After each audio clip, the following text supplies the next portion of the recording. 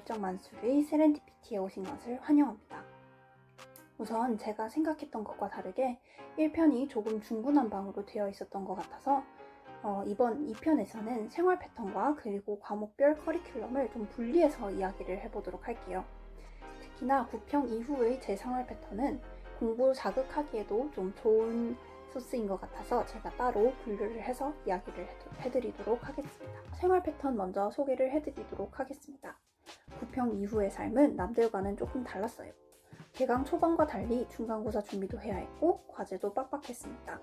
심지어 갑자기 목요일에 듣는 수업 교수님은 학생들 얼굴을 갑자기 보고 싶다면서 그 자리에서 줌 비디오를 켜라고 하더라고요. 그렇게 몇 주는 어쩔 수 없이 목요일마다 엘리베이터에서 화장을 하고 카페 가서 수업을 듣는 과정을 거치기도 했습니다.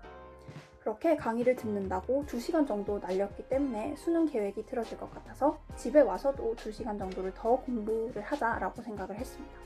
그래서 9편 전까지는 10시에 학원을 마치면 도착해서 11시에서 1시까지 더 공부를 하고 잤다면 9편 이후에는 새벽 3시에서 4시까지 좀 더 공부를 하다가 자는 게 일상이 되었습니다. 그래서 정리를 하자면 9편 전에는 6시 40분에 기상을 하고 6시 40분부터 7시 30분까지 씻고 밥을 먹고 지하철을 타고 학원에 도착을 합니다. 이때 1시간 동안 씻고 지하철을 타고 막 이렇게 해? 라고 하시는 분들이 계실 텐데 제가 자취를 했기 때문에 제가 따로 밥을 하고 빨래를 해야 하는 시간을 둬야 했기 때문에 1시간 정도 걸렸던 것 같습니다. 그리고 7시 30분부터 밤 10시까지는 학원에서 열심히 공부를 했죠. 그 다음에 밤 10시에서 11시까지는 다시 지하철을 타고 집을 도착하고 씻고 이제 간식을 먹었습니다. 11시부터 1시까지는 생명유전 공부를 했는데 생명유전은 이 시간 말고는 투자하지 말자라는 생각으로 했었어요. 그런데 이렇게 남들과 똑같이 공부를 하다 보니까 9편 성적이 정말 처참하더라고요. 그래서 9편 이후에는 조금 바꿔야겠다라고 생각을 했습니다. 6시 40분에 기상을 하는 건 똑같고 이제 학원을 가서 공부하는 것까지 같은데 11시에 밤에 집에 도착을 한 후 밤 11시부터 12시까지는 학교 과제랑 복습을 해요. 그 다음에 밤 12시부터 1시까지는 24시간 프린트집을 가서 수능 혹은 학교 강의에 필요한 자료를 복사하고 밀린 수업이 있으면 들어 넣었습니다. 그 다음에 새벽 1시부터 4시까지 오전에 못다한 수능을 정말 힘들게 공부를 했습니다.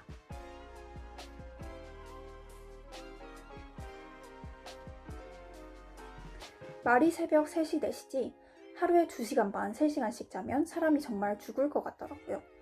그래서 한 달 반 정도는 책상에 앉아있다가 일어서기만 하면 어지러웠습니다.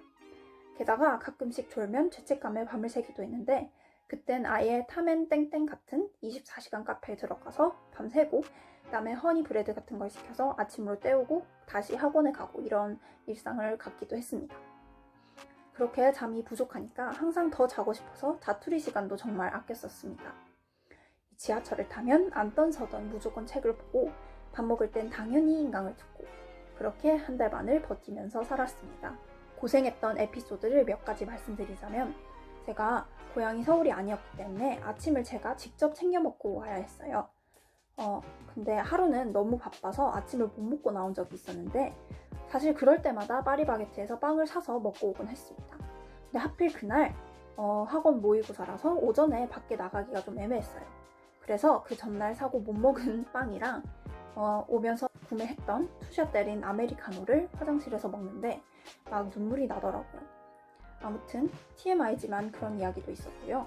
또 하루는 비가 너무 많이 와서 이제 제가 지하철에 늦게 도착할 상황이 벌어졌는데 저는 이제 고향에 지하철이 없는 지역에서 살았어서 그렇게 원래 하면 안 되는 줄 몰랐어요. 근데 막 뛰어가서 지하철을 잡으려고 이 무의식적으로 우산을 집어넣게 되었습니다.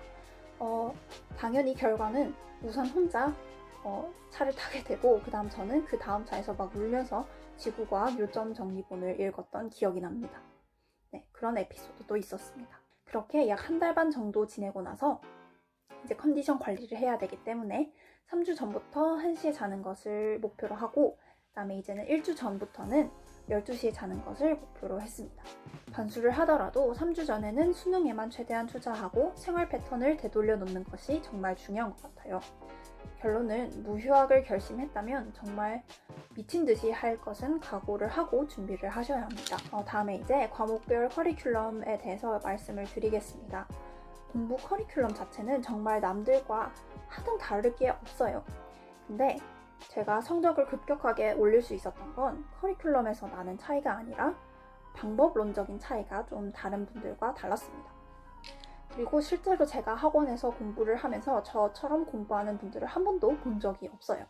그래서 제가 조금 독특하게 공부하고 있구나라는 것은 그때도 알고 있었습니다.